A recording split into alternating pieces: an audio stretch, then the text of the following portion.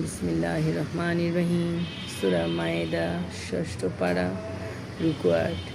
হে বিশ্বাসীগণ, ইহুদি ও খ্রিস্টানদের বন্ধুরূপে গ্রহণ করো না।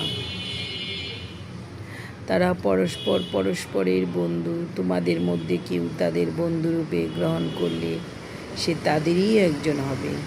নিশ্চয়ই আল্লাহ অত্যাচারী সম্প্রদায়কে সৎপথে পরিচালিত করে না, এবং যাদের অন্তঃকরণে ব্যাধি রয়েছে তুমি তাদের সত্য বলে তাদের সাথে মিলিত হতে দেখবে যে তোমাদের আশঙ্কা হয় আমাদের ভাগ্য বিপর্যয় ঘটবে।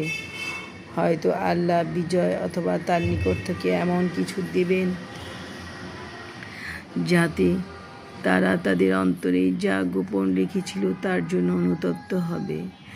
এবং বিশ্বাসীগণ বলবে, এরাই কি তারা যারা আল্লাহর নামে দৃঢ়ভাবে শপথ করেছিলেন যে তারা তোমাদের সঙ্গে আছে? নিশ্চয়ই তাদের কাজ নিষ্ফল হয়েছে, ফলে তারা ক্ষতিগ্রস্ত হয়েছে। হে বিশ্বাসীগণ, তোমাদের কেউ ধর্ম থেকে ফিরে গেলে আল্লাহ এমন এক সম্প্রদায় আনবেন যাদের তিনি ভালোবাসেন, এবং তারা তাকে ভালোবাসবে।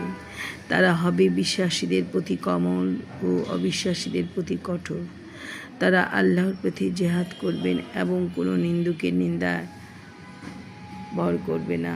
এ আল্লাহ অনুগ্রহ যাকে ইচ্ছা তিনি দান করেন। বস্তুত আল্লাহ প্রাচুর্যময়, প্রজ্ঞাময়। নিশ্চয়ই তোমাদের বন্ধু তো আল্লাহ, তার রাসূল ও বিশ্বাসীগণ, যারা বিনীত হয়ে নামাজ পড়ে ও যাকাত দেয়। এবং যে কেউ আল্লাহ, তার রাসূল এবং বিশ্বাসীদের বন্ধুরূপেই গ্রহণ করবে, নিশ্চয়ই আল্লাহ দল বিজয়ী হবে।